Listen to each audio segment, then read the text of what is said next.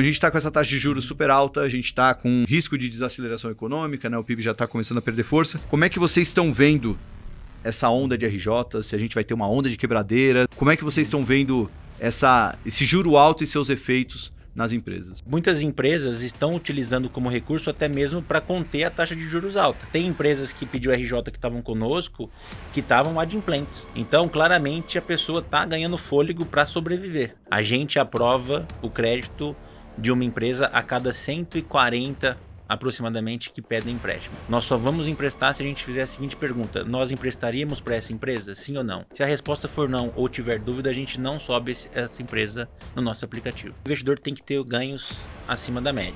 A gente tenta sempre explicar que a inadimplência faz parte do jogo e a gente sempre procura mostrar um retorno maior para ele mesmo com inadimplência. Após 90 dias do vencimento, quantos por cento pagaram e quantos por cento não pagaram? O nosso over 90 de PJ, ele é maior apenas do que o Banco do Brasil e o Itaú.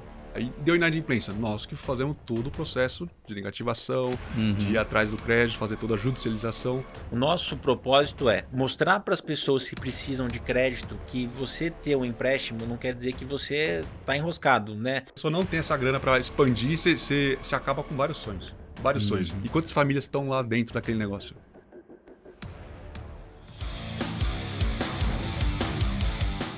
Sim, tá começando mais um Market Maker. Seja bem-vindo ao podcast da família investidora brasileira. Eu sou Thiago Salomão, fundador dessa super empresa, e hoje vamos falar sobre mercado de crédito, falar sobre empresas, principalmente pequenas e médias empresas, mas olhando principalmente para o mercado de crédito. A gente está aqui com dois caras que criaram uma solução muito legal que vocês vão conhecer, a Wealth Money, também conhecida como W Money. Então estão aqui na minha frente Renato Pires e Diego Camacho, co-founder da W Money e CEO da W Money.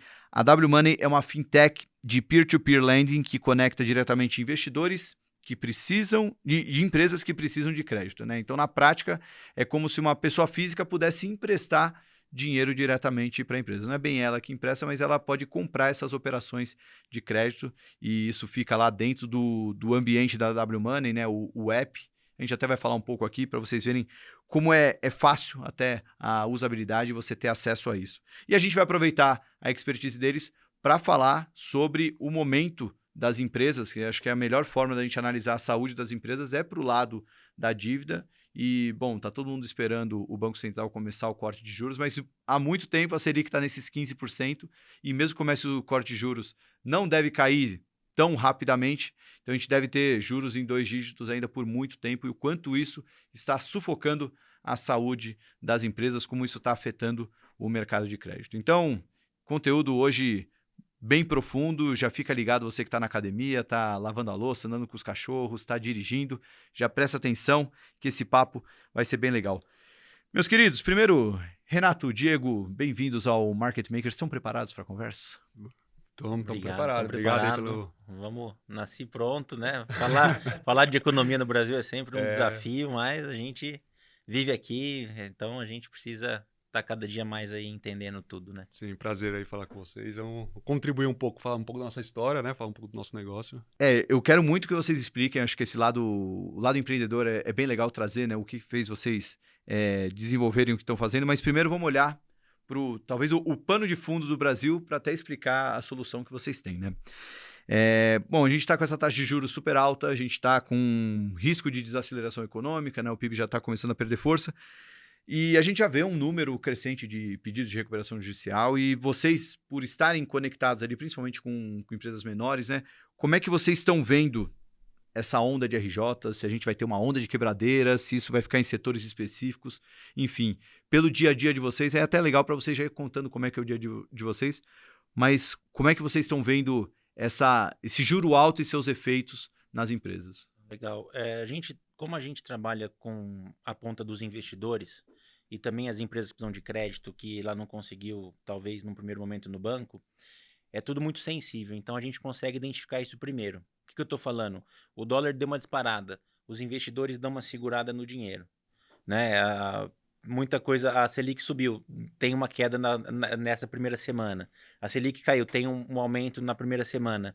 E esse movimento de RJ que você citou, Muitas empresas estão utilizando como recurso até mesmo para conter a taxa de juros alta.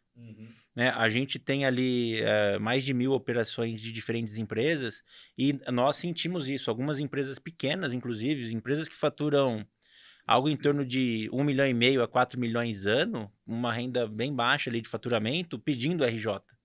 Né? E aí a gente vai entender a fundo, tem empresas que pediu RJ que estavam conosco, que estavam adimplentes. Então, claramente, a pessoa está ganhando fôlego para sobreviver. Né? Então, assim, existe esse movimento, sim, de RJ, não só as que a gente vê na mídia de grandes montas, né? Mas a gente sente logo ali, mesmo as empresas pequenas, para combater essa taxa de juros muito alta. Às vezes o negócio da pessoa é comprar um produto, revender um produto, a margem já é baixa, ela não vai aguentar um custo efetivo total de 30%, 40% ao ano, né? Então, a gente consegue sentir isso. Machuca bastante. E assim, e a gente vê também do investidor também, quando o cenário macro, as expectativas estão ruins, ele começa já a ficar com um pouco mais de pé atrás. Dá um pouco mais de trabalho para nossa equipe de assessores, de atendimento, perguntam mais, eles são mais criteriosos, até no detalhe que a gente é bem transparente lá no aplicativo, eles questionam mais, eles ficam já um pouco mais reativos, assim, sobre o investimento.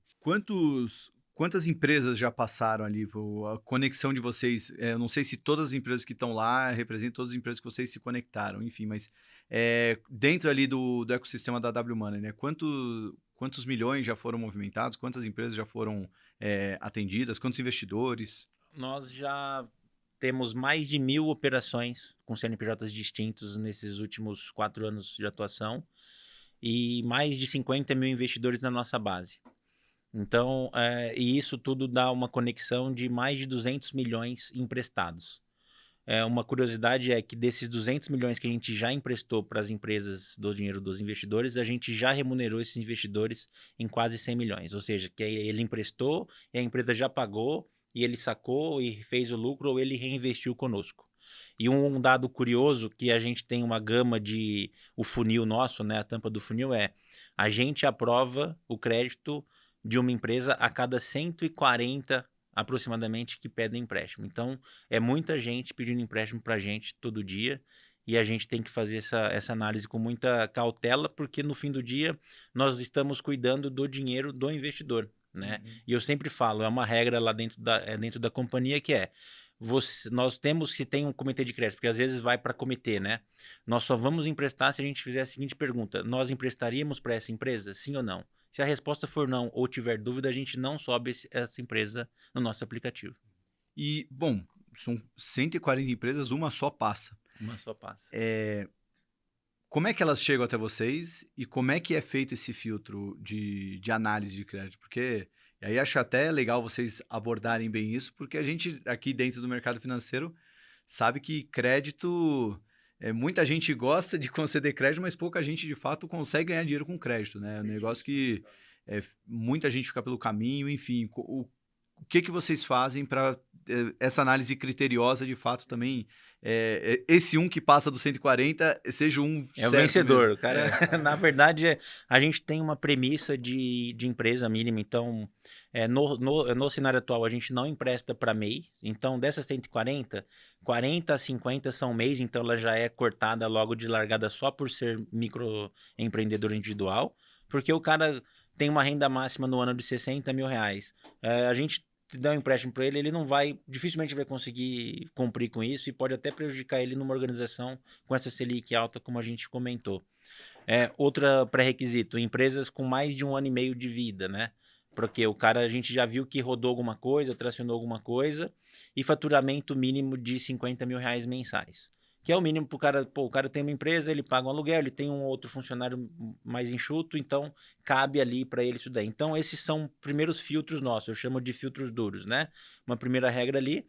E ali tem a esteira de crédito que conversa muito com o mercado tradicional, né? A gente tem um modelo estatístico por trás de credit score para calcular o rating e também o limite que a pessoa tem ali conosco, mas a gente vai olhar endividamento no banco, endividamento nas instituições financeiras, restrições em órgãos de proteção ao crédito. Então, a gente vai fazer a tarefa de casa e também a gente tenta sempre não olhar só como banco. Né? A gente vai olhar o que a empresa tem como modelo de negócio, porque aí ela tem uma chance maior conosco, né? Às vezes essa empresa ela tem um limite no banco de 30 mil reais, mas ela precisa de 100, que é para dar uma virada, ou é para aumentar um consultório, ou é para contratar um funcionário novo. Então a gente tenta sempre procurar e olhar um pouco a margem operacional e tudo mais. Aí a gente utiliza a tecnologia a nosso favor, né, para poder evitar fraude. Então a gente cruza informações bancárias com balanço, a gente olha o balanço dela se tá, como está o custo operacional, porque chega um monte, infelizmente, chega muitas empresas que parece ser um bom business, mas a gente olha o resultado operacional e o cara está lá com resultado negativo, ou seja, ele está meio que pagando para a operação acontecer Bate e não extratos, né, consegue também. e não consegue andar ali com a empresa. E como é que é feita essa análise? Assim, porque é uma análise criteriosa, mas quanto tempo vocês demoram para fazer essa análise? Quantas pessoas fazem essa análise? Enfim, como é que é Se essa a estrutura? empresa entra para fazer o cadastro, ela vem através da internet, a maior parte, então ele vai procurar empréstimos e vai achar a nossa página. A gente também utiliza tráfego pago para isso. E o nosso CAC de empresa tomadora de empréstimo é muito baixo, porque todo mundo precisa de empréstimo no contexto atual, né, das empresas. Então ele faz um onboard, cadastra os dados da empresa, os dados dos administradores, dos sócios, sobe alguns documentos que são cruciais para a gente fazer análise, como contrato social, balanço da empresa, comprovante de faturamento dos últimos meses. Após concluído todos os documentos, a análise é feita em menos de 1 minuto. Por quê? A gente já tem todo a nossa base integrada com birôs de crédito, integradas com o Banco Central, integradas com instituições públicas para saber se o CNPJ está ativo, para saber se tem endividamento. Então a gente tem toda uma gama por trás ali que ninguém vê de integrações de tecnologia com parceiros relevantes para a gente poder fazer análise. Então a gente utiliza até um pouco de inteligência artificial para poder cruzar movimentação financeira com balanço, né, para poder saber, às vezes o cara entrou 2 milhões na conta do cara no mês, mas 1.800.000 é Pix dele para ele mesmo, né? Isso acontece muito, às vezes o cara mistura a PJ com a PF e vira aquela coisa. Então, enquanto ele está fazendo esse cadastro, a gente já está batendo a API, voltando até ter essa análise de crédito e calcula o rating dele, que nós temos lá inicialmente 12 rates, e aí calcula a taxa de juros e o limite aprovado. Isso num primeiro momento de relacionamento. Tem empresas, por exemplo, que a gente vai entender no modelo de negócio, tem garantias adicionais e vai aumentando esse valor ao longo do tempo conosco.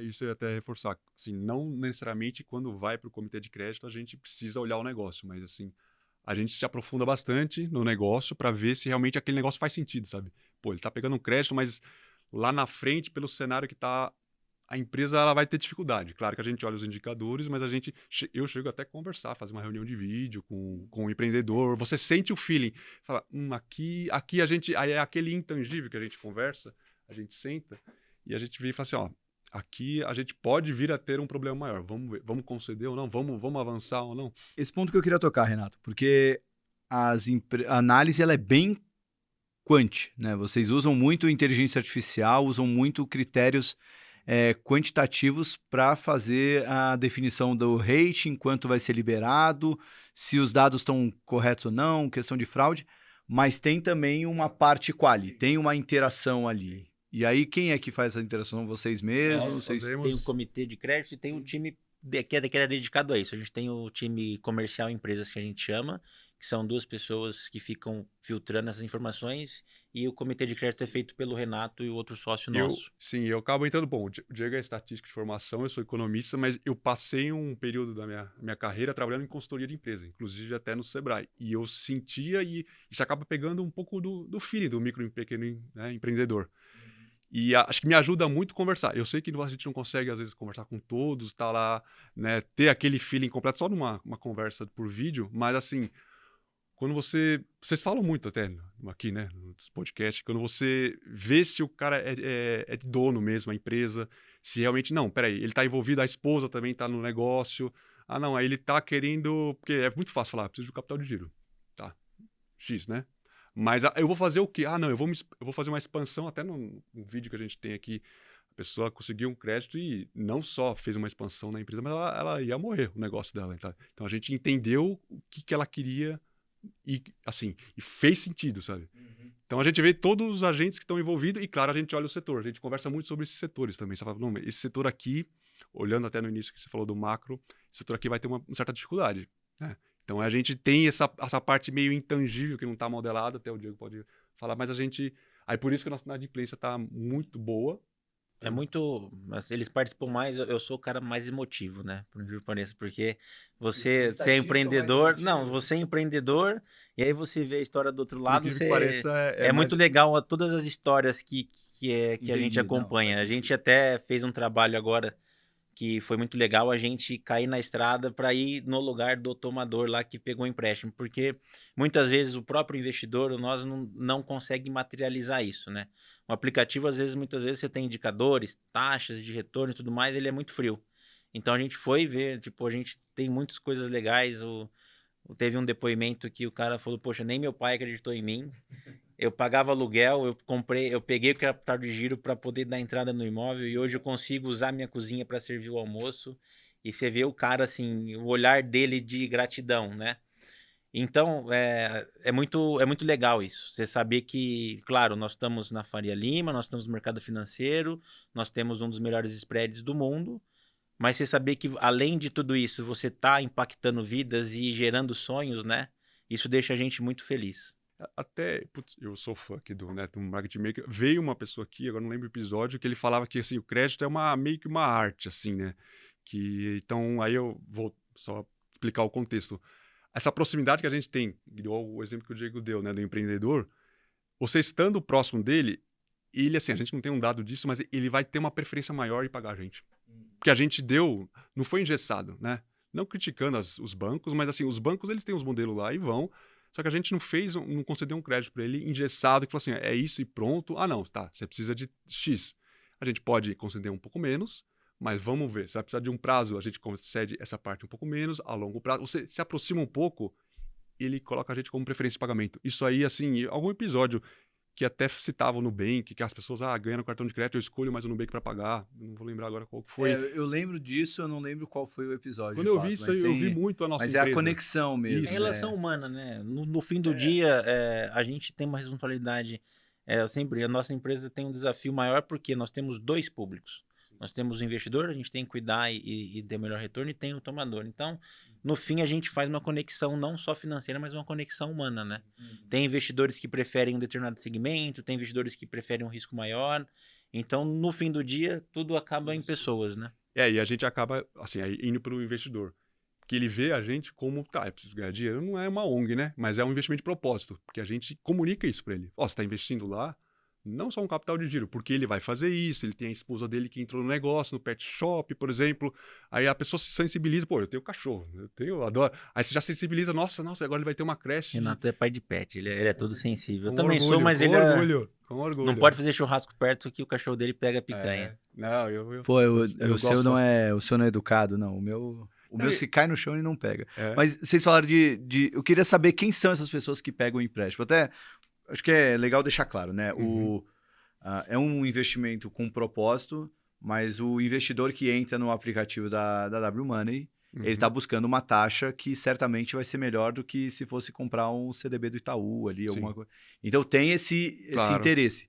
Mas tem o lado da empresa, que é o cara que vai buscar esse empréstimo. Então, se vocês puderem contar algum caso aí, Não, com certeza. A gente, no fim do dia, né, só para finalizar o que você falou, o investidor tem que ter ganhos acima da média. Não tem como, porque no fim é um business, né? A gente tenta sempre explicar que a inadimplência faz parte do jogo e a gente sempre procura mostrar um retorno maior para ele mesmo com inadimplência. Mas a gente tem diferentes portes de empresa. A gente tem empresas que têm 20 mil reais tomados conosco, que foi para o cara comprar uma churrasqueira nova para fazer o espetinho da rua. Tá? Nós temos uma empresa que presta serviços, que vende plataformas de software, que compra fora o software e vende aqui no Brasil, que já pegou mais de 4 milhões conosco, porque o negócio dele paga X, vende por 3X parcelado. Então é um cliente que ele só tem crédito, ele só toma conosco, porque a gente entendeu a demanda dele, a gente tem as garantias atreladas, mas impulsiona muito rápido o negócio dele. Se ele tivesse que esperar ter o dinheiro para pagar essa licença, ele ia vender menos. Tem construtoras que têm 20 milhões tomados conosco e, por exemplo, a garantia são terrenos e construções dentro de condomínios fechados em Alphaville. E tem a pessoa que abriu a creche a creche de cachorro, tem o cara que o pai dele não acreditava no negócio dele. Então, assim, você vê de tudo, de determinados e infinitos segmentos, né? E isso que é legal. Tickets também. Infinitos tickets. Obviamente, a gente não vai aprovar o nosso primeiro empréstimo com a empresa. Se a empresa tiver tudo redondo, vai ser no máximo 150 mil reais. E aí a gente vai acompanhar ela e ver a necessidade dela. Porque às vezes a gente olha aqui, o cara precisa de 400 mil. Emprestar 100 não vai resolver para ele.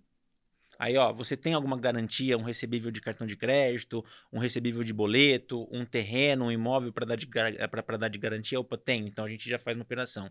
Mas senão a gente começa pequeno e essa relação humana faz parte ali dessa conversa, porque aí a gente começa a entender a empresa. Né? A gente, no nosso cadastro, a pessoa coloca as redes sociais e tudo mais.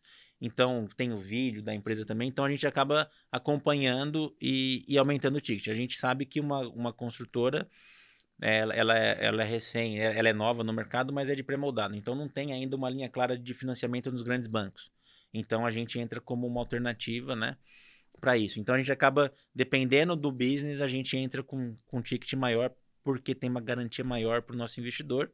E a gente tem que pensar sempre na diversificação, né, que todo investimento é assim. E no nosso caso, ele não é diferente. Se você emprestar para pagar a churrasqueira ali, né, vai ter um retorno muito acima, mas a que tem o imóvel ali de garantia é um retorno abaixo. Então a gente tem que dar um pool de cada tipo de empresa ali para o nosso investidor. E o investidor ele tem total liberdade de escolher lá, assim, no aplicativo. Ele consegue ver tá tudo detalhado lá.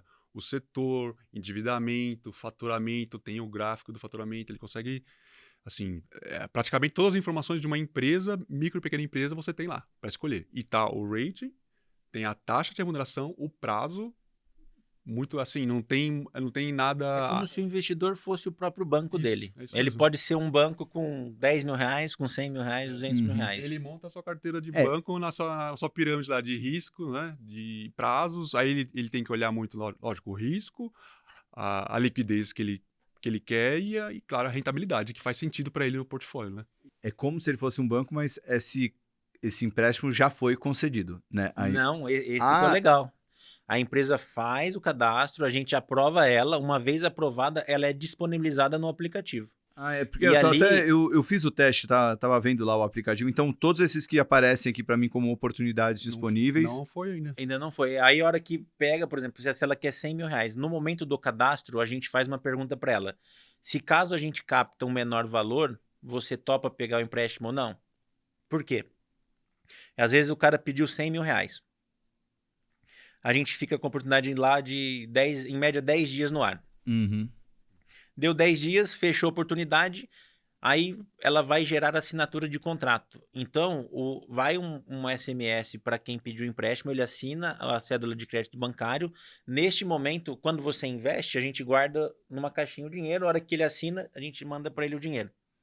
Então, é tudo muito junto ao mesmo tempo. Por quê?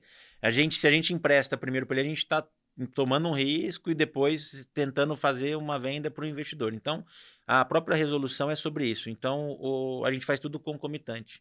Se você perceber uma hora que você fizer um outro investimento, enquanto não captou tudo, vai estar lá aguardando a assinatura.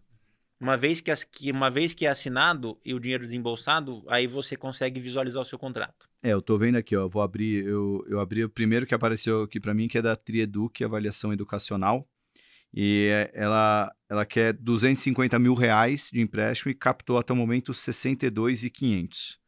Aí tem aqui as taxas, né? Uma taxa de 52,87% ao ano, uma parcela de 24 meses, e aí me dá a opção do investir agora. E quando aparece, ao chegar em 100%, a solicitação é encerrada, mas aí passa por essa parte final ou bateu 100% já... Já vai automático, tudo automático, já chega para assinatura e tudo mais. Você fez tipo uma reserva, né? É. Assim, uma compra compartilhada, um investimento compartilhado, só que você comprou cotas, né? E a Isso. gente democratizou E aí muito. você a gente dá uma abaixou olhada, o ticket, né? eu acho que hoje deve ter umas 7 ou 8 oportunidades aí. Você vai ver que É, tem já tem diferentes várias segmentos. aqui, Você vai ter de... Tem a Clínica Otto, tem Isso, a tem bastante... Home Franchising. Isso, essa Home Franchise, por exemplo, é uma das...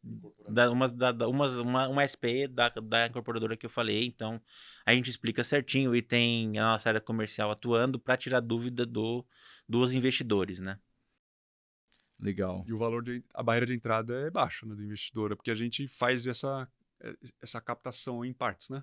É, eu tô vendo que o valor da cota, que a maioria delas é R$ 250, né? Então, com R$ 250 ele já pode investir. E o perfil do investidor? Vocês falaram que são 50 que estão na Na plataforma? base, são mais de 50 mil na nossa base. Pera, e 50 mil? 50 mil investidores. Caramba, eu faltou só um Tem mil. 5 anos na empresa, fez 5 anos recente. Pô, é que eu agora. pensei, não, 50 investidores deve ser só grandes investidores. Não, tem 50 mil. 50 mil. 50 mil Qual que é o perfil o desses 50 perfil, mil a investidores? maior parte a gente tem a persona, né, que está na nossa base, e o nosso grande desafio é abranger mais essa persona de diferentes formas. Hoje, o principal perfil nosso são homens casados, com casa própria, com patrimônio já construído entre 40 e 50 anos. Esse é a maioria dos nossos investidores são esses. Nós temos, é um número que, embora seja baixo, ele representa bastante no mercado. Nós temos 9%. 50 mil não é um número Não, baixo. eu tô falando em porcentagem de mulheres investindo. Nós Ah, temos, tá. nós temos 9% de mulheres investidoras na nossa base. A gente quer aumentar esse número porque a gente sabe que tem potencial ali também, mas o público nosso mesmo é 40, 50 anos, homem, que já tem um patrimônio, muitas vezes casado, que é a persona quase que quando o cara já tem um emprego mais sólido, né? Consegue fazer uma reserva. Mas Tem eles muito- começam devagar, né? Começam O devagar. pessoal não começa grande, não. É, eu imagino. um fato Até curioso- porque... Dá uma pulverizada, né? Que Sim. Um fato curioso é que o nosso cliente, quando ele investe numa oportunidade, vamos supor que é uma oportunidade que a pessoa vai pagar em 24 parcelas. Você emprestou R$1.000 e vai receber 24 parcelas de 100 e pouco. Então, esse cara fica conosco pelo menos 24 meses.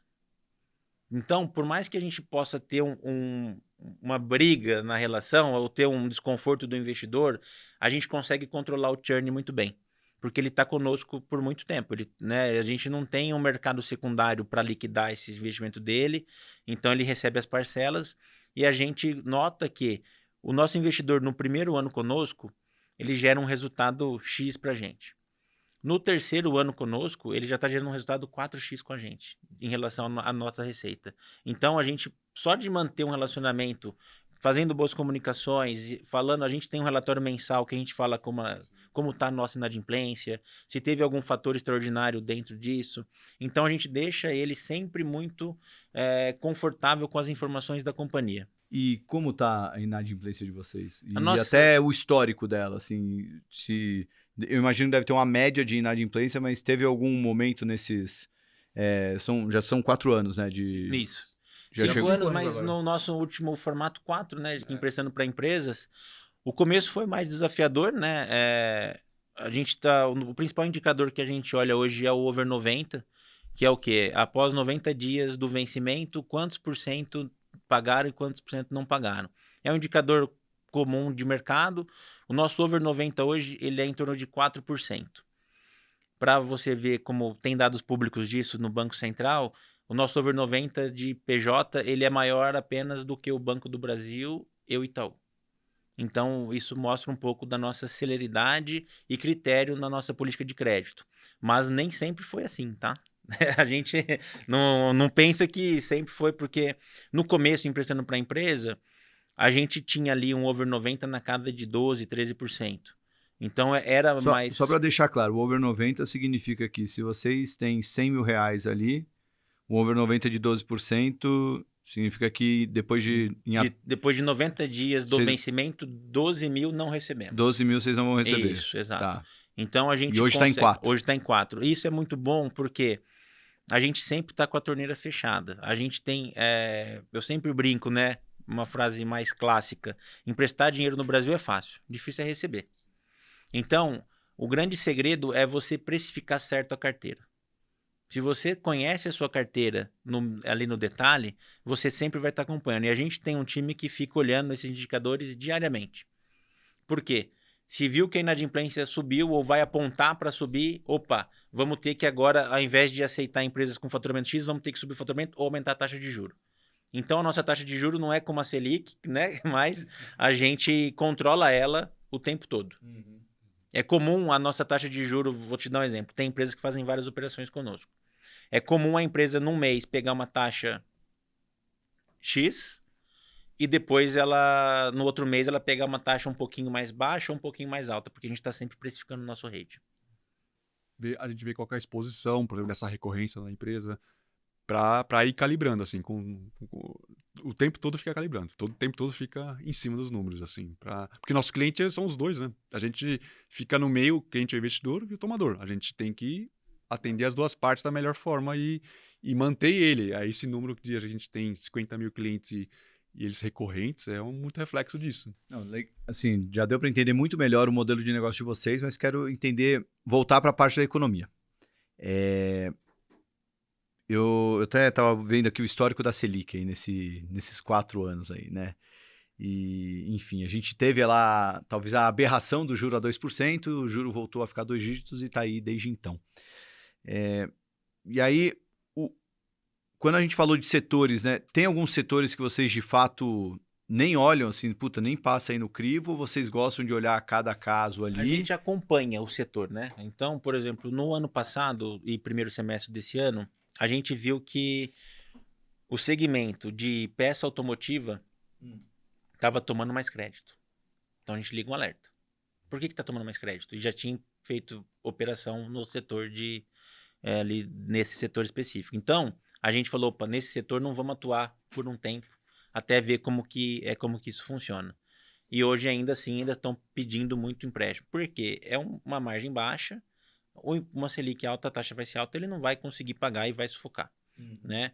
Outro setor que a gente faz operações menores é no agro, mas é menor. O agro também a gente viu que teve uma oscilação, mas a gente continua emprestando. Então, assim, a gente acompanha sim o setor, mas ele não tem um setor fixo que a gente não empresta. A gente acompanha e aí tem épocas que tem setores que a gente não empresta, tem épocas que tem setores que a gente empresta.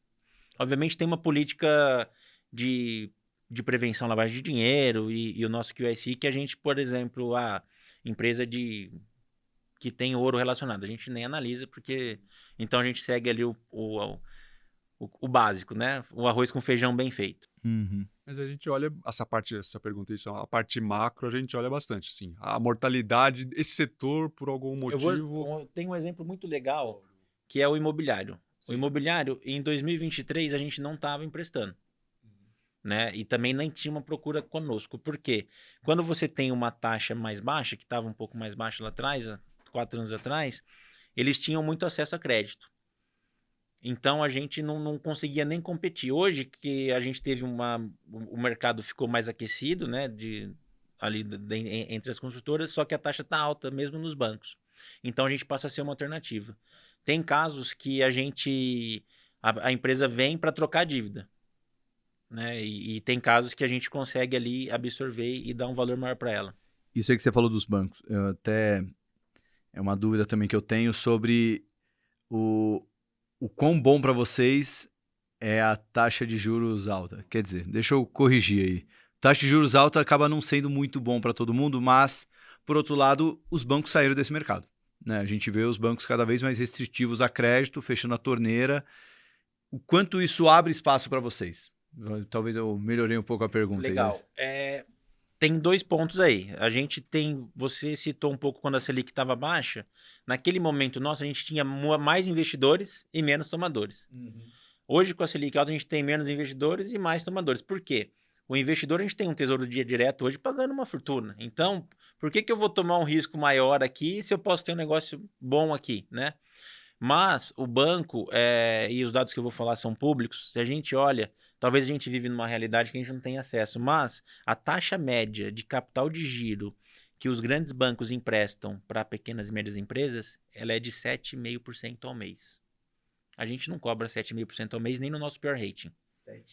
7% ao mês. É muita coisa. Você pega especial, E você tem o perfil dos grandes bancos. Você tem um banco que vai dar mais cheque especial, 19% ao mês. Ele sabe que ele vai tomar default, mas vai arrancar o máximo seu possível, tá? E tem o banco que vai dar mais conta garantida, que vai pegar um aval do sócio, uma taxa ali menor. Então você tem os perfis dos bancos que você vai acabar entendendo se você tá ali no jogo, você entende, porque o próprio o tomador fala conosco. Então, com a Selic alta, a taxa do banco ele fecha a torneira, a gente acaba sendo um complemento para esse cara. O cara precisa de 100 mil, ele pegou 20 lá, e mais assim, e conosco a taxa é menor. Por quê? O nosso custo operacional é menor, né? Sempre, essa vai ser sempre uma vantagem das fintechs como nós ali nesse cenário.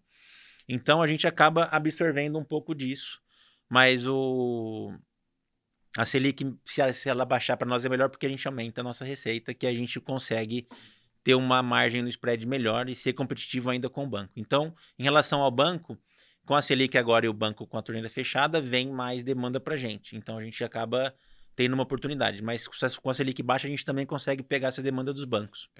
Em resumo, para nossa empresa é melhor Selic baixa, óbvio. Tá, talvez a Selic alta abriu o mercado para vocês? Sim, Deu a chance, né? Sim. Deu a oportunidade. Falou assim, não, peraí, então, fecharam a porta para mim, vou olhar agora aqui uma outra empresa. A gente olha, atende, tem um atendimento diferenciado, aí assim, aí eles começam, opa, vou criar relacionamento, né? E a Selic baixa aumenta o fomento, né? As empresas vão querer... vão ter até mais incentivo para buscar o crédito. E essa é também outra pergunta que eu queria fazer. Tudo bem que o histórico é curto, né? São 4 anos de operação e não foram 4 anos tão... embora a economia tenha crescido, né? A gente viu um juro muito alto e tudo mais, mas dá para traçar um perfil de quem que pega esse empréstimo? Quem não? O motivo pelo qual ele pega esse empréstimo? Em outras palavras... É um cara que tá tapando buraco para questão de capital de giro ou é um cara que tá...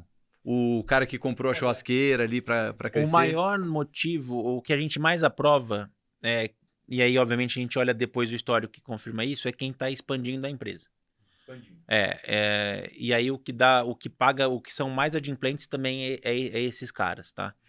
Então, tem um perfil ali, eu não tenho esse dado preciso, mas é algo em torno de 60%. O cara está expandindo o negócio dele, buscando um crescimento mais acelerado. Que é o que todo empreendedor sofre no Brasil, né? Ele começa, ele funda uma empresa e ele vai precisar de um fôlego ali, porque é normal você contratar mais e depois demitir. Então, é um processo de crescimento que a gente acaba atuando ali bem no momento que ele precisa dar esse up de crescimento dele. Ele vê uma oportunidade no negócio dele e fala assim, putz, eu preciso de uma ajuda. Preciso de um fôlego. Até vai muito da história do Diego. Né? Mas eu confesso que quando o cara chega falando que quer trocar a dívida do banco dele, a gente tenta até baixar mais a taxa, para não perder o cara. Aí a gente... como tem os dados... Aí entra o propósito. Aí a gente até fala, não, vamos lá, vamos pegar esse cara aí do bancão, vamos dar um carinho para ele. Mas a gente vê os dados do financiamento dele, do banco. É fácil, né? Bater, a gente faz toda... Continua a fazer toda a avaliação. Uma vez aprovado, né? Uma vez aprovado, a gente vai... Sim. Porque como o spread ainda é muito alto, vocês conseguem cobrar bem menos e ganhar dinheiro com isso, né? Também não fica uma coisa... e remunerar o investidor acima da média. Sim. Isso que é muito importante também. Mas até um parênteses, antes da gente começar, você estava falando dos depoimentos, tudo, do Market Maker. A gente tem no nosso vídeo os depoimentos dos empreendedores, é o propósito da nossa empresa, é emocionante de ver. Porque assim, eu como economista e eu ter trabalhado em consultoria já, eu via como era difícil. Assim, se a pessoa não tem essa grana para expandir, você acaba com vários sonhos. Vários sonhos. E quantas famílias estão lá dentro daquele negócio? Empresas, micro e pequenas empresas, mas tem quantas famílias lá dentro? Bastante família que vai sofrer, vai fechar, vai ter que procurar. Às vezes o empreendedor só sabe fazer isso. Ele não vai pegar e começar a fazer um currículo e vai, sei lá, virar CLT, né? Então a gente... Isso para mim, pelo menos, acho que o Diego, né? Nosso propósito de fomento de negócio, de fomento da economia, é a nossa contribuição. Né? A gente tem um desafio muito grande no Brasil, que é difundir o peer-to-peer lending. Nosso desafio é fazer crédito, fazer o mercado de crédito. Eu acredito que a gente está já num momento muito legal de conhecimento do crédito, como analisar esse crédito, como abordar esse investidor. O peer-to-peer lending ele nasceu com o Yunus emprestando $10 para uma mulher empreender. E ela pagou ele em dia. Então, assim, é risco total e O Yunus, a gente tá falando do isso. que foi o... Ele ganhou o Prêmio Nobel de Economia, né? Ganhou já. E isso foi na Índia. E aí, hoje tem a Fundação Yunus que tem propósito gigante, empresta taxa baixíssima. Com Selic, mesmo a Selic é 15, eles emprestam a 1,2 ao mês, 1,0 ao mês. Então, tem FDICs enormes fora do Brasil para isso. Então, aí ele cresceu, ele foi para a Europa, Estados Unidos e até mesmo na América Latina, em alguns países. Na Europa, em fase de inflação negativa, que o juro era você deixar o dinheiro no banco, você não ia ganhar nada, né? Você perdia. E começou o peer-to-peer, principalmente no Reino Unido, né, com a Zopa, que é uma das primeiras pioneiras aí no mercado, e depois acabou indo para a Península Ibérica também, e nos Estados Unidos, eu gosto sempre de lembrar, a maior fintech norte-americana, que recebeu o cheque, inclusive, do Google, ela, que é a Lend Club, nasceu como peer-to-peer. Então, em países, veja só, em países ali que o peer-to-peer acelerou, a taxa era baixa. A gente teve a oportunidade de estar agora no Web Summit em Lisboa, e teve um investidor lá que ele falou, poxa, eu quero investir lá no Brasil, como que eu faço? Eu quero ser investidor. Ele não queria ser investidor no X, ele queria ser investidor do aplicativo. Ele falou, para mim aqui eu já investi em mais de 10 peer-to-peers, isso em Portugal, um país bem menor do que o Brasil. O cara já tinha investido em mais de 10 plataformas diferentes. Então, é um cara ávido para poder ter ali. E claramente ele queria comprar o risco Brasil com juros, né? Então, o Brasil tem um sistema financeiro muito robusto, né? Por mais que a economia tenha aí suas oscilações, as suas dificuldades, a gente tem um sistema financeiro muito sólido. Então, muita gente quer investir no peer-to-peer aqui no Brasil e a gente tem uma missão de difundir isso, né? A gente tem uma barreira regulatória que a gente já está entendendo e vamos superá-la, do cara investidor estrangeiro. Para 2026 a gente vai ter a conta para o estrangeiro investir, a conta de não residente. Então, isso vai abrir um leque para os investidores e esse cara ele vai ganhar muito dinheiro aqui conosco e é muito comum. Então, a gente tem que difundir isso aqui. Se for pensar... É um bebê, né? 2018 foi essa resolução aqui no Brasil. Então, para o Brasil é muito novo. Aí a gente tem esse desafio de comunicação, de transparência e... Eu até queria dar espaço para trás, Renato, porque legal, vocês já contaram os casos, o que é o peer-to-peer lending, onde ele já deu certo, até a origem e tudo mais. Mas aqui no Brasil, surgiu em 2018 a primeira resolução. E quais são as dúvidas mais comuns? Até acho que a pergunta mais... O brasileiro é meio desconfiado e tem que ser, né? Porque mesmo desconfiado como a gente cai em tanto golpe aí. Quantas pessoas perguntam, mas isso é legal? Realmente é legal essa taxa? Tem essa pergunta então, eu sempre brinco que eu faço piada, né? Que a gente concorre com o Tigrinho também, né? Então, assim, o cara acha que é bom demais para ser verdade e tudo isso. Então, assim, a gente sempre procura explicar por que é regulado, como é regulado, mostrar evidências disso, registro em Banco Central, mostrar tudo certinho para poder fazer com que essa confiabilidade aumente cada vez mais. Porque o cara, às vezes, ele é um apostador e ele vai lá, põe no Tigrinho, essas pirâmides que tem por aí. Então, a gente concorre com esses caras, né? E o nosso grande desafio é conscientizar isso tudo, né? Então, e por isso que o cara começa muito baixo. Hoje na nossa base a gente tem investidores que têm 2 milhões investidos, que o cara começou pondo R$2.000. E aí foi criando esse laço de relacionamento, porque o cara às vezes põe e não sabe se vai receber, né, nos outros. E aí a gente também tem um ponto que por ser novo o peer-to-peer, a resolução é de 2018, mas as empresas de peer-to-peer começaram a atuar no Brasil em 2012. Né? Começou a atuar em 2012 como correspondente bancário. Então criou-se ali esse modelo. Eu já acompanhava um pouco, a gente teve a Biva lá atrás, a gente teve a Mutual, a gente teve empresas que deram certo no momento, depois nem tanto, muito pelo mercado de crédito também, né? E tem empresas que nasceram ali em 2014 que estão no mercado até hoje também, né? Então, a gente acaba ficando... E tem nessas empresas um fato curioso, um grande player vê que está dando certo a análise de crédito dela, que está indo bem, eles compram a empresa para ter a tecnologia e a empresa de peer-to-peer morre, né? A gente mesmo já recebeu proposta para vender e tudo mais, mas não, vamos mais aqui. Eu acredito que a gente tem um mercado institucional que a gente também capta recurso, né, para poder fazer empréstimos ali entre, por exemplo, tem um cliente que quer antecipar 15 milhões em cartão de crédito, a gente tem FDIC e a gente pluga isso, que é fora do nosso varejo, mas a gente acredita no peer-to-peer como centro, né? Por quê? Porque tem esse negócio e eu brinco que eu abro empresas para resolver problemas meus. Então, o peer-to-peer nasceu para isso. Quando eu fui empreender uma vez, tive que pegar dinheiro com amigos, desconhecidos, para poder empreender. É o que a gente faz hoje. No mercado de educação, eu sou empreendedor desde 2012, né? 2011 que eu me formei.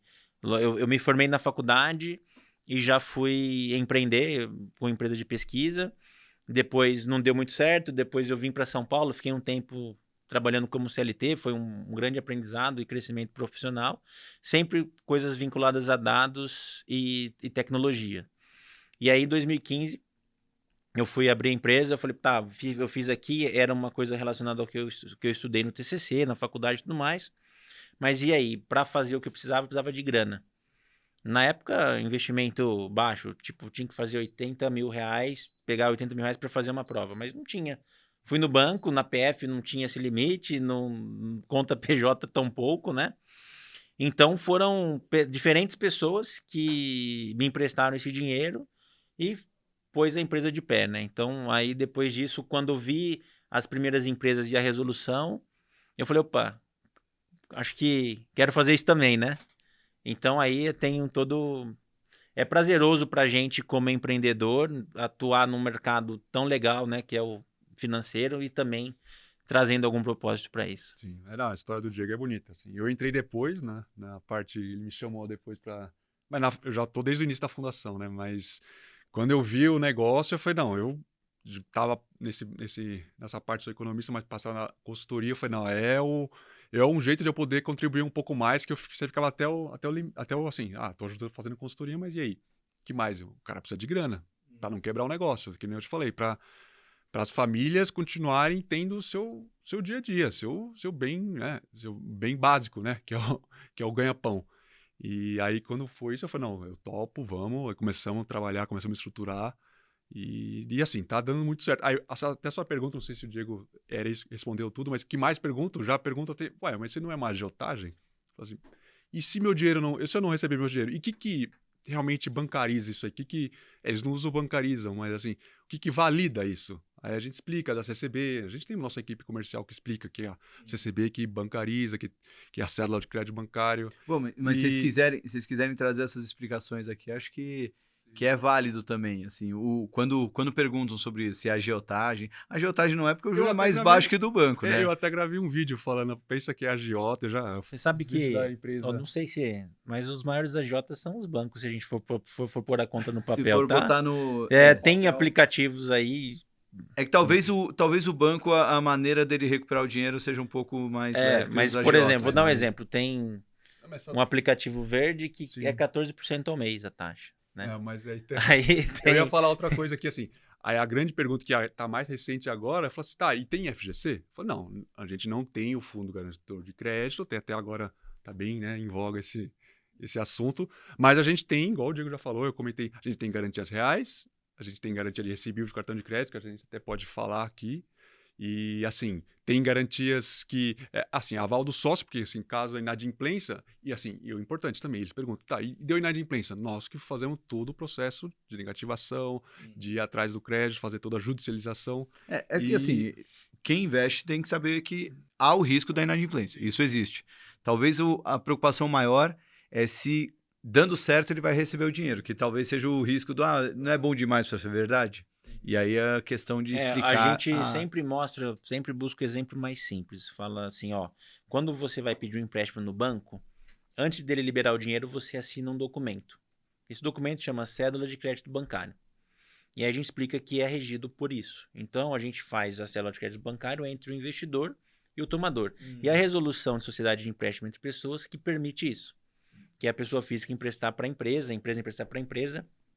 Então a gente mostra, traz para a pessoa uma coisa que é do dia a dia dela. e ela consegue visualizar. E a gente explica essa parte que o Renato falou, é muito legal. Tem inadimplência, ó, pode ter inadimplência, pode não ter, mas se tiver, nós vamos fazer a negativação em 15 dias, depois de 6 meses nós vamos fazer a judicialização, e a gente não cobra nada, porque a gente ganha a nossa receita é precificada já para a gente cuidar da carteira do investidor. Né? Mas imagina se o cara emprestou para 100 empresas, ele tem que cobrar 100 empresas, vai ter que... Então a gente tem a nossa própria estrutura de cobrança, então a gente explica todo esse caminho para ele ficar confortável. Muitos investidores que às vezes têm uma curiosidade a mais, a gente faz uma reunião, manda o documento que é regido, manda a resolução, explica, então é bem interessante. Dos casos lá de fora, vocês falaram aí da Land Club. O que é o tamanho dessa empresa? Até para a gente ter uma noção de que tamanho que vocês podem chegar pensando no mercado ali, mas qual foi o tamanho do cheque que eles receberam do Google? Qual o tamanho da empresa hoje? O cheque que eles receberam do Google na época era no valuation na casa de 100 milhões de dólares que eles receberam, e hoje é uma empresa que fatura bilhões. Então, bilhões de dólares. Não temos, mas assim... A Zopa mesmo é uma empresa que ela... A Zopa é do Reino Unido. Ela intermedia no ano algo em torno de 2 bilhões de libras. Então, Então, assim, é um mercado muito forte lá fora, principalmente por essa questão do juro baixo. E no Brasil, você parcela no cartão de crédito, você faz o financiamento da casa no banco, você faz o financiamento do carro. Lá fora não é bem assim. Né? O mercado ainda tem algumas coisas, por exemplo, nos Estados Unidos é muito comum o leasing, a hipoteca. Na Europa é de maneira similar, então, se você quer um capital de giro na Europa é muito mais difícil, né? Então as pessoas acabam indo para esse veículo alternativo que é o peer-to-peer lending. Legal. Pô, muito bom. Mas assim, são empresas gigantes que poderiam facilmente ser um banco aqui no Brasil, né? Em tamanho. E até só complementar a parte da inadimplência que a gente falou tanto, não sei se para ficar claro, né? O contrato em si, por exemplo, dura 12 meses, né? Essa é a média. A inadimplência não é o contrato inteiro. Ele recebeu, pensa que ele está do lado do, né? O investidor vira como se fosse o banco. Ele emprestou o dinheiro, então ele recebe a primeira parcela, segunda parcela, terceira. Aí, inadimplência, pensa que nos quinto mês. Quinto mês de inadimplência, só que ele já recebeu 5 parcelas e é nosso agora dever de ir atrás do recurso.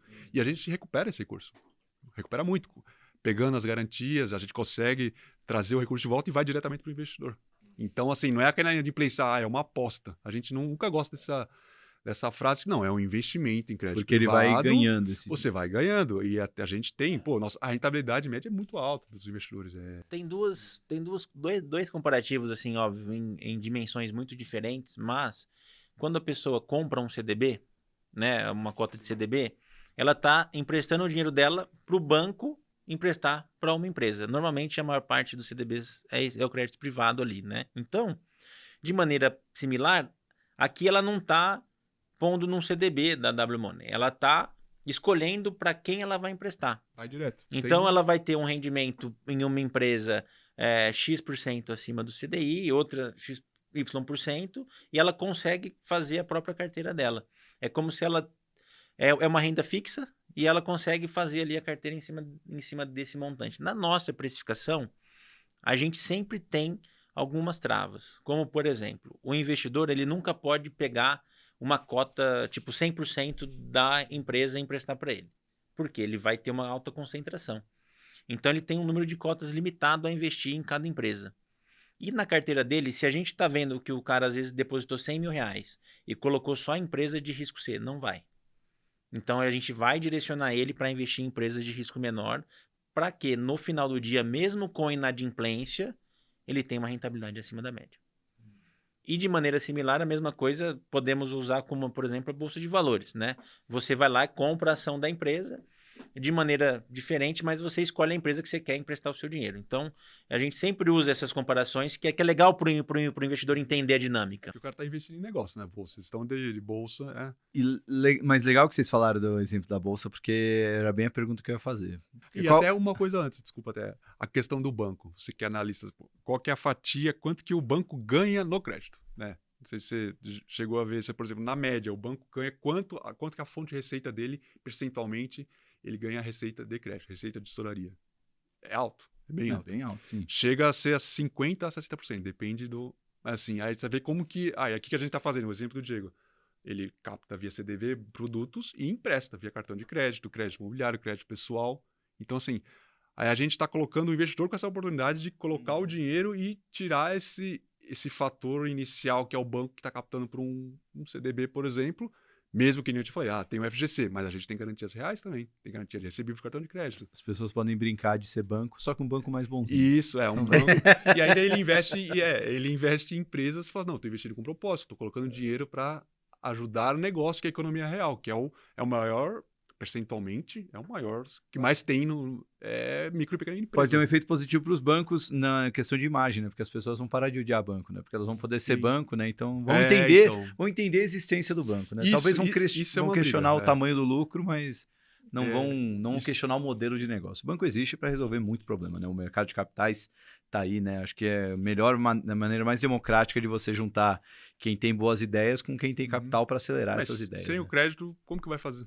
O que as empresas vão fazer? O mundo se move desse jeito. Aí a economia encolhe quando a torneira está fechada. Pô, a gente ouve... Voltando ali na Bolsa de Valores, a gente tem, no nosso aplicativo, você vai ver o tempo de empresa, quanto ela faturou nos últimos meses, qual o segmento de atuação e, em alguns casos, até o prospecto. Se você entrar lá, o assessor, você vai ter um assessor de investimento, ele vai te mandar para aprofundar a história da empresa. Porque, às vezes, a empresa está pegando lá o dinheiro, num momento é para uma coisa, no segundo momento é para outra coisa. Então, na verdade, na Bolsa, para você investir em longo prazo, você vai lá e vai estudar sobre a empresa. E aqui a gente dá essa oportunidade para você escolher. Obviamente, em dimensões muito diferentes.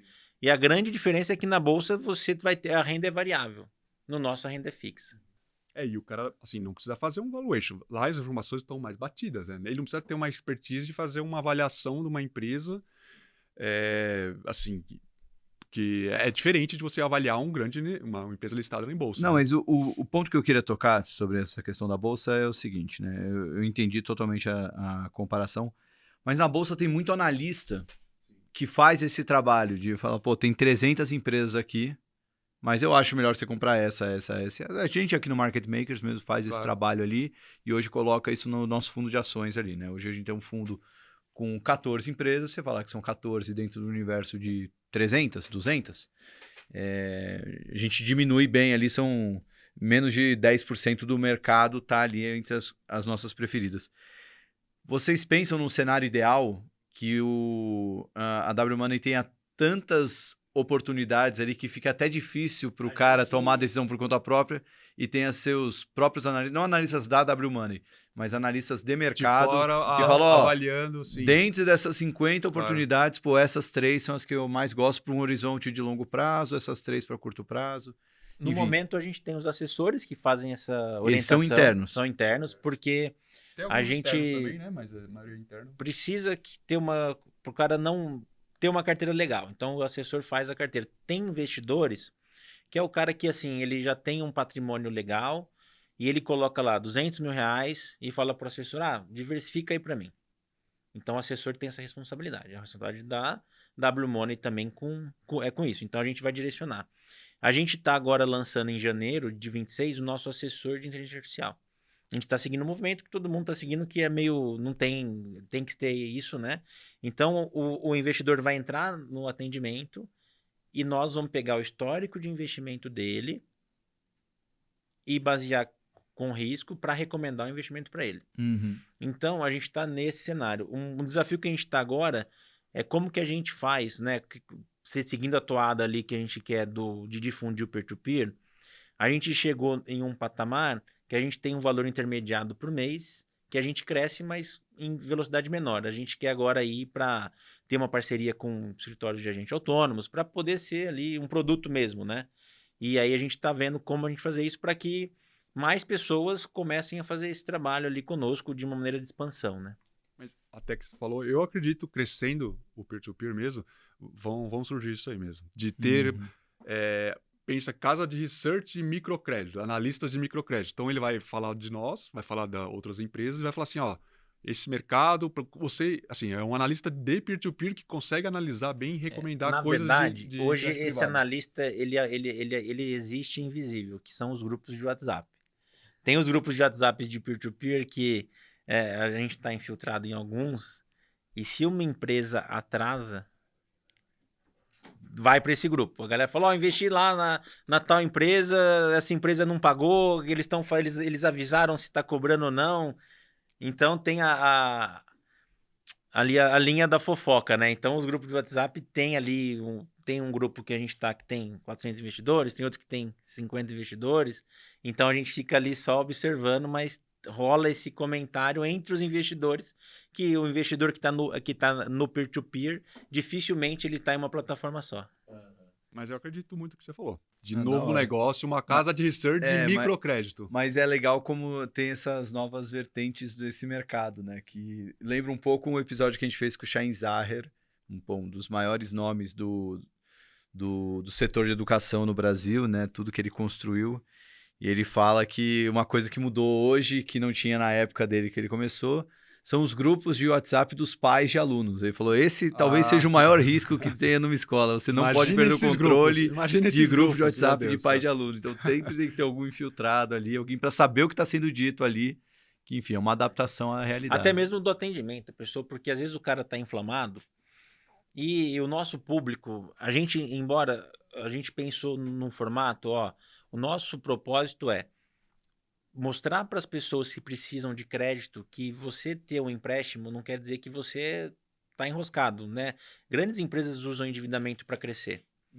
E também mostrar que o cara não precisa... Existe ainda um paradigma para o brasileiro que eu só consigo investir se eu tiver muito dinheiro para pôr na bolsa de valores ou qualquer que seja o lugar. Por isso que as cotas são baixas. Já foi de R$50, hoje é 250 que a gente filtrou, porque o custo era custo mais de pessoas mesmo para poder atender. Então, o cara que entra e põe, às vezes o cara não entendeu o negócio. Às vezes mesmo a gente explicando e tudo mais, o cara pegou R$3.000 que sobrou no ano dele e pôs tudo lá conosco. E aí ele viu uma oportunidade pagando 4% ao mês, meteu tudo lá. E não pagaram a primeira parcela. Esse cara vai ficar ensandecido, né? Então, a gente vai lá, explica que, nós estamos fazendo a cobrança, pode ser que demore, mas você pode receber, ou você não pode receber. Então, a gente tem esse público que tem na nossa base, mas ele precisa ser ainda um desafio nosso de mostrar como é investimento para ele. Então, e a gente sempre fala, o peer-to-peer ele não é para você colocar o seu patrimônio um valor elevado. Você tem que, como qualquer outro investimento novo, a gente recomenda sempre de 5% a 10% do patrimônio disponível para investimento, para a pessoa entender, e a gente nem quer que seja tudo, né? E para as empresas que procuram, assim, acho que para os investidores já ficou bem claro ali um pouco do recado, né? Qual o perfil, o tamanho, o quanto deveria colocar. O aplicativo, né, é super fácil de usar, né, ele já consegue também entender. Mas e para a empresa? Qual é o tipo de empresa, qual o momento da empresa que ela tem que procurar vocês? Pode ser no D0, quer dizer, D0 não pode porque tem que ter 1 ano e meio, né? Mas qual que é o grande momento ali que a empresa tem que procurar vocês? Eu acho que, pensando mais assim, pro empreendedor e pro cara que está à frente da empresa, é quando ele vê que, poxa, surgiu uma oportunidade de eu aumentar a minha venda, aumentar a área comercial, ou criar uma sala nova para poder atender fisicamente. Quando ele sentir que o momento ele precisa crescer e precisa de investimento e não tem essa linha no banco, ele vem procurar a W-Money. Porque provavelmente a gente vai estar ali disponível para poder emprestar esse dinheiro para ele. Eu acrescentaria que ele tem que estar minimamente também organizado no sentido que a gente pede toda a documentação, a gente analisa, né, o balanço, ele não pode estar... Pensa assim, não, eu cuido aqui, minha esposa, sabe? Tem casos que acontecem, mas ele tem que ter, porque a gente vai solicitar todas as informações possíveis para precificar melhor o seu crédito. A parte mais fria do negócio, o cara, se não tem uma documentação, você não vai nem emprestar para ele, né? E também o quão ansioso a pessoa está pedindo o empréstimo. Às vezes a pessoa manda no atendimento WhatsApp, ela não entra no onboard, ela começa a mandar documento no WhatsApp, fala, eu preciso de um crédito. É o intangível, né, que você começa a pegar. Então, a gente, se não tem o documento, se tem minimamente incompleto ou errado, não tem nem como seguir a análise, né? Infelizmente, o empreendedor também precisa saber que ele precisa ter um mínimo de governança para o negócio crescer e cuidar. Eu aprendi da pior forma isso, né? A gente vai apanhando, mas a gente do lado de cá também tem que ter essa frieza, né? É legal que vocês se completam bem, né? Porque um economista com experiência em consultoria, já estudou muita empresa. Eu sou um empreendedor meio Um doido, estatístico hein? com alma de empreendedor. Empreendedor, né? De fato. Sim. Então, já todos os campos ali, sentindo a dor do empreendedor, tem o lado técnico, né? Tanto da economia quanto da estatística, tem o lado de conhecer os setores, né, através de consultoria. Enfim. Qual que é o sonho grande de vocês? Aí? Os 5 anos aí de negócio, já 50 mil investidores, mais de 1.000 CNPJs que já passaram aí. O que vocês veem de futuro? Expansão internacional, virar um banco, enfim, o que acho é? que o sonho grande é virar banco, né? A gente está fazendo um movimento, a gente fez aquisição aí, né? Enfim, de uma instituição financeira.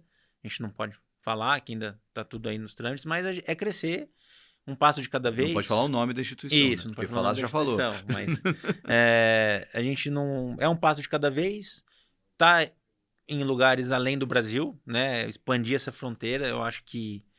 E impactar e continuar... Qual a palavra? Continuar ajudando pessoas a realizarem os seus sonhos, né? Eu acho que quanto mais a gente atuar, e como que a gente vai fazer isso?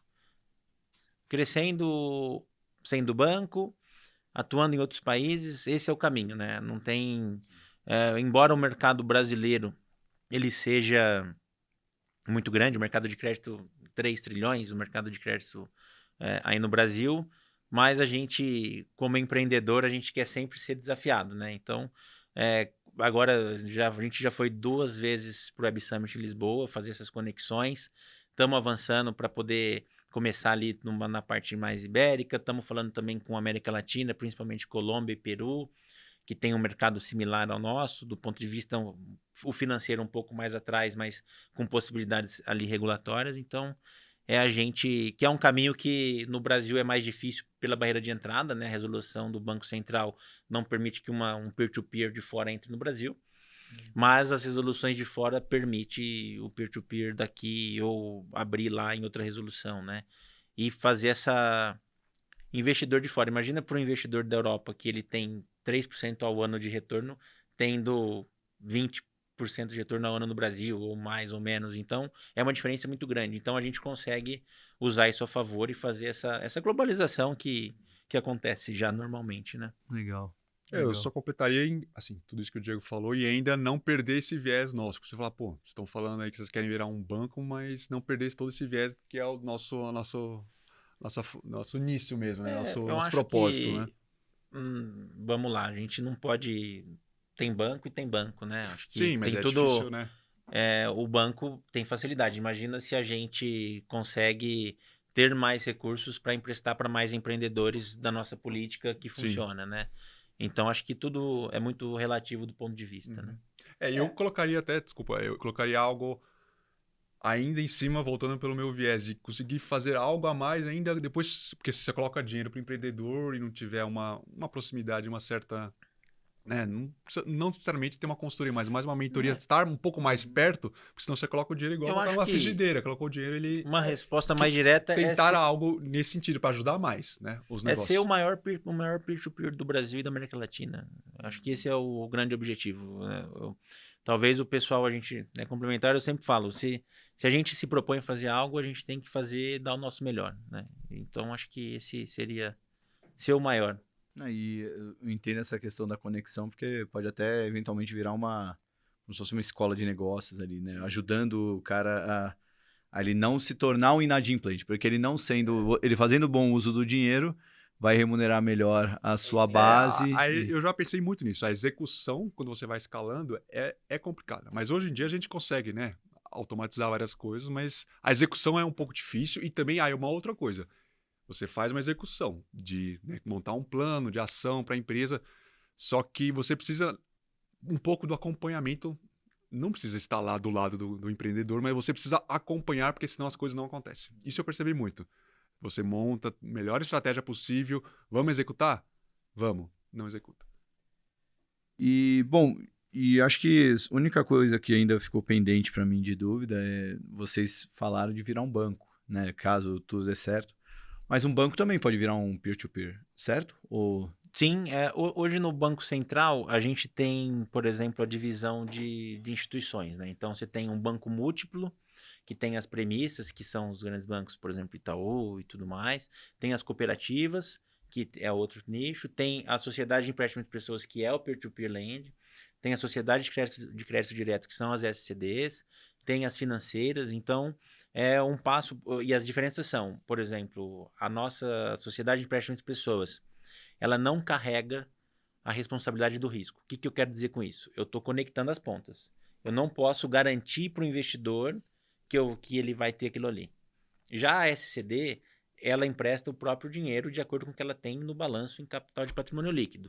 Né? Já o banco múltiplo, você tem para iniciar 50 milhões de depósito de PL para começar uma operação.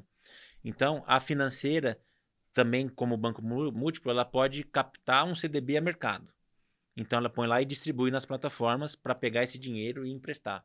Né? Então, tem essas particularidades. No nosso caso, a gente não carrega essa responsabilidade no balanço e a ideia é seguir subindo isso daí para a gente poder também cada vez mais atingir produtos. Com a nossa nova aquisição, a ideia é a gente atuar também no mercado de créditos a service, né?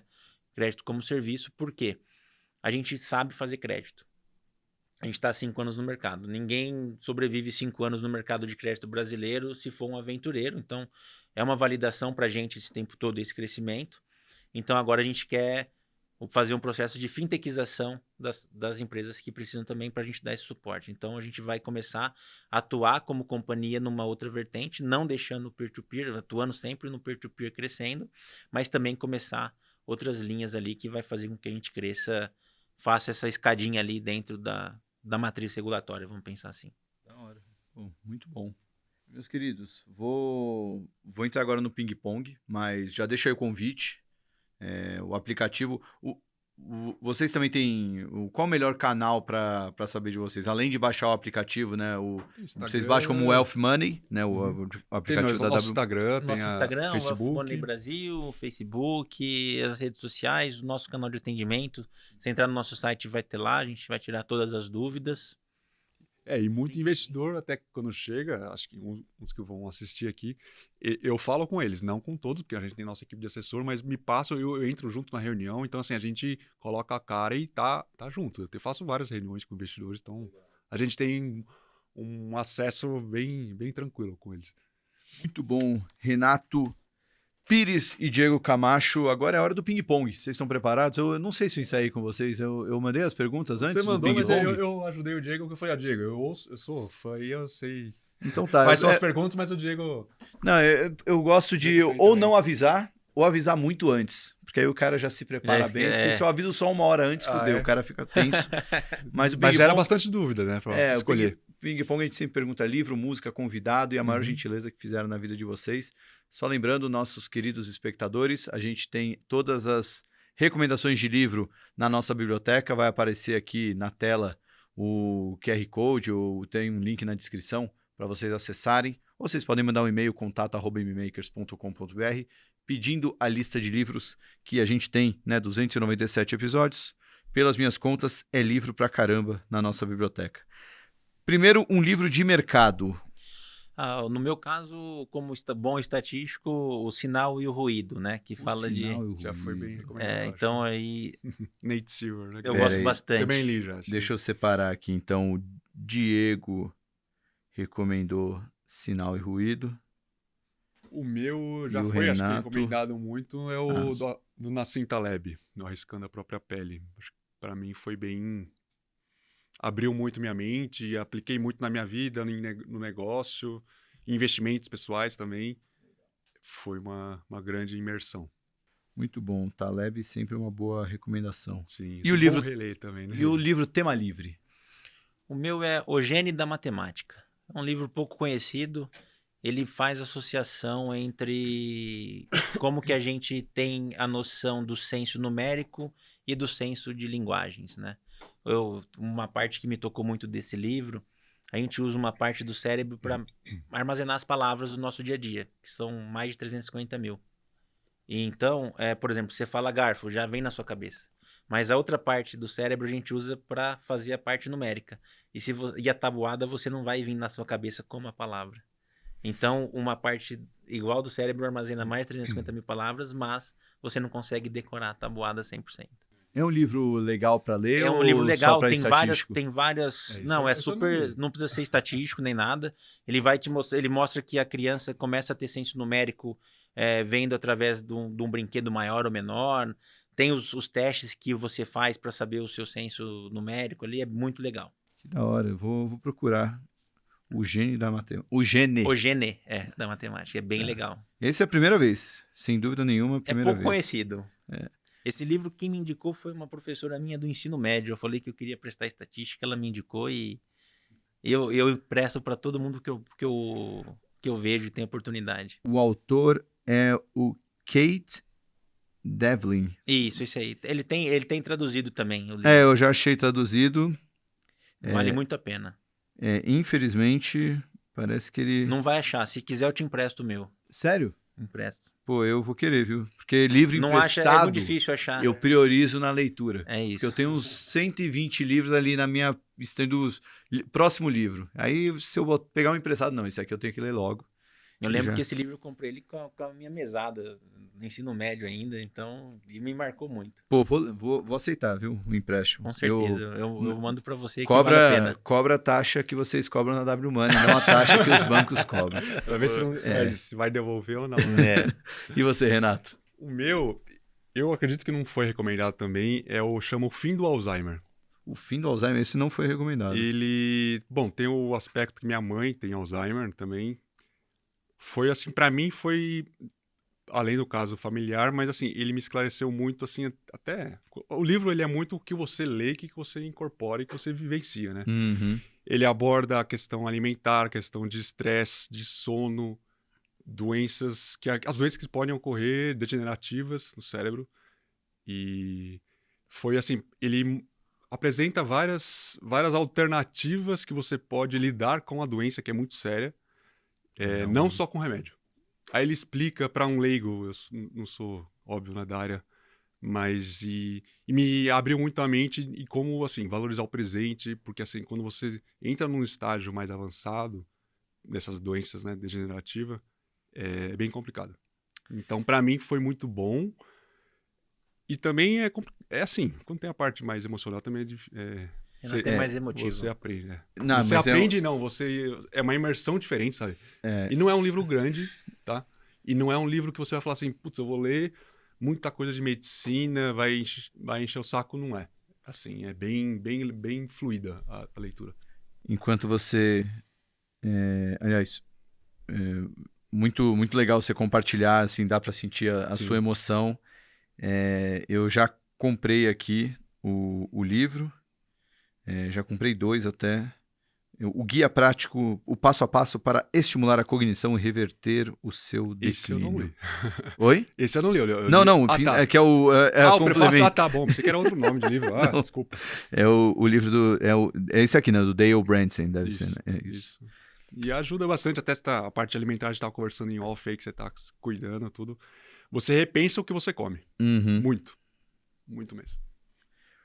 Uma música e por que essa música? Eu pergunto também o livro para não ler. Vocês têm alguma recomendação de livro? Eu tenho. Então por favor. Qualquer livro de empreendedorismo que o cara que escreveu não abriu um CNPJ.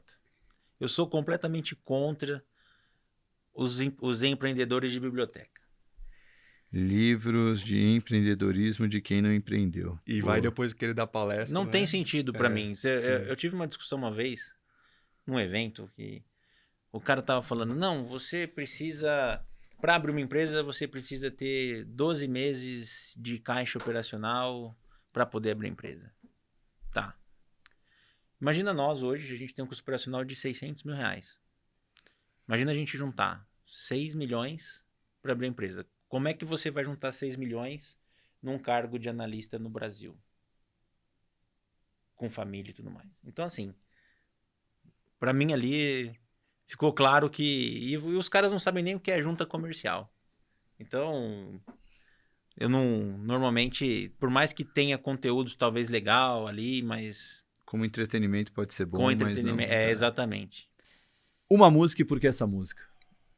A minha é Walk On, do U2, que é a música que eu entrei no casamento com a minha esposa e meu casamento nessa jornada empreendedora, ele é muito importante, né? Eu lembro que meu último emprego CLT, ele durou 3 semanas. E aí eu cheguei em casa, tava 2019, eu cheguei em casa, ela falou assim, você não tá feliz, amanhã você chega lá e se demite e vai tocar a empresa de educação que é o que te faz feliz. No outro dia eu fui lá, me demiti. Legal. Tô sendo feliz. Altos e baixos, o empreendedor não tem vida fácil no Brasil, mas acho que foi uma bela escolha. E foi fundamental. Sem o apoio ali, e ela empreendendo comigo, na empresa de educação, a gente somos os sócios, né? Conheci ela através da empresa de educação. Então... Essa sensibilidade feminina é uma coisa absurda. Eu também trabalhei muito tempo na XP antes de criar o Market Makers e minha esposa, que nunca deu um conselho para mim de vida, de trabalho, que não se envolvia, foi a única vez que ela falou sobre como ela me sentia feliz quando eu falava dos meus planos e como eu ficava com outro humor quando eu falava de continuar na XP. Não que eu era triste na XP, mas é que os meus novos planos me empolgavam muito mais. E foi um conselho dela simples e direto que me fez abrir os olhos. É que às vezes a gente acha que está preso ali no CLT, o CLTista não tem muito. Era um momento de transição ali nosso, como um todo, ela de carreira também, saiu da empresa.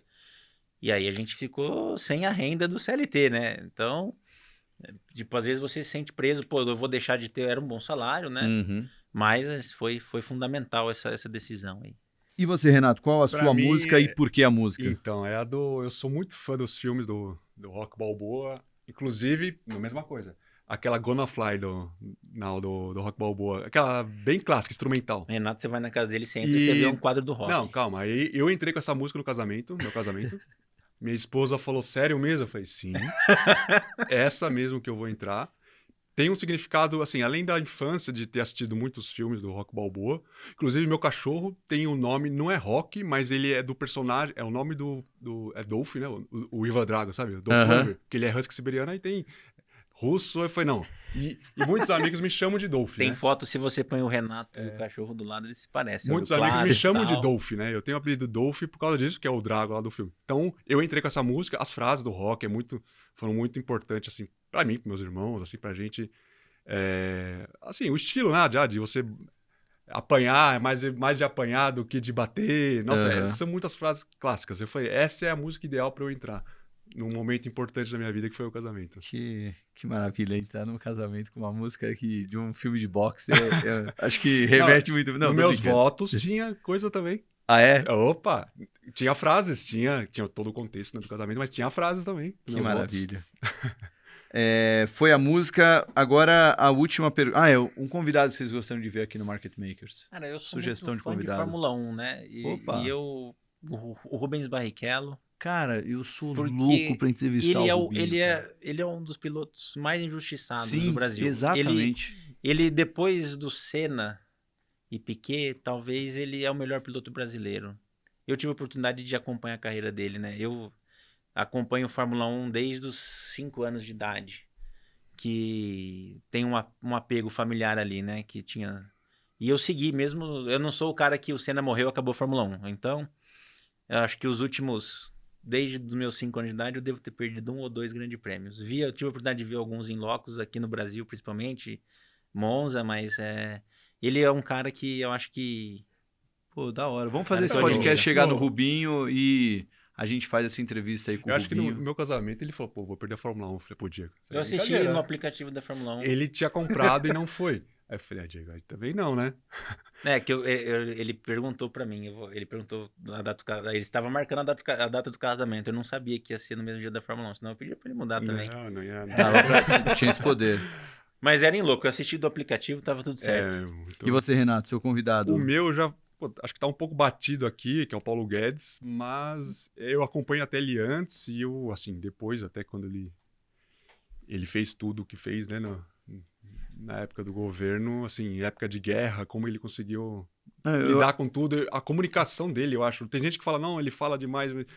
Que Assim, isso, não- cara, é uma arte. Ele é de falar. ele é um, Cara, é para mim ele é um absurdo. mito realmente da economia, sabe? Não puxando a sardinha. Eu gosto muito de esporte, eu pensei em uns esportistas, mas eu falei, não, acho que o É que Paulo Guedes é um cara que o Paulo, chamo, o Paulo eu Guedes vai falaria. acabar vindo, porque não é possível. Se juntar, todas as pessoas já pediram pro Paulo Guedes vir, Eu não já tenho dá acesso a ele, já não dá um consigo coro. ajudar. Não, a Dani Marques veio no último episódio, ela trabalhou com ele lá no governo, a Dani foi presidente da Caixa, Sim. enfim, é uma mulher de confiança do Paulo Guedes. Ela falou que vai ajudar a gente. Vamos Ah, ver. que Paulo bom. Guedes em 2026 Que e Rubinho bom. Barrichello junto. Não ao mesmo tempo, mas seria bem legal.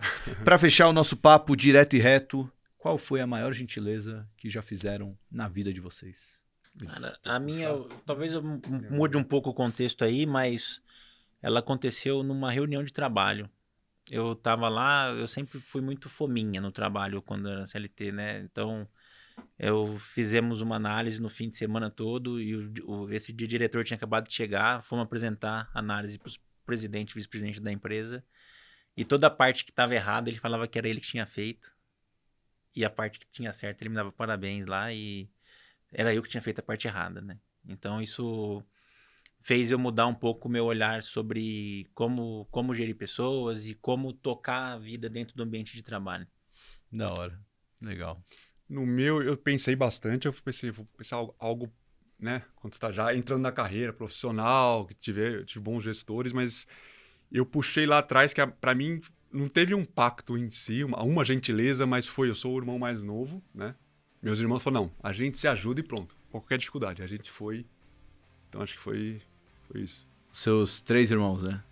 Principalmente os 2 mais velhos, eu sou, né, o 04, né, o 02, 03, eles... Foi aquele pacto. Não, a gente se ajuda de qualquer forma, então foram várias ajudas um e o outro, uma equipe mesmo. Uhum. Então acho que essa é a maior gentileza. Assim, vamos se juntar sempre para ajudar um ou outro. Pronto.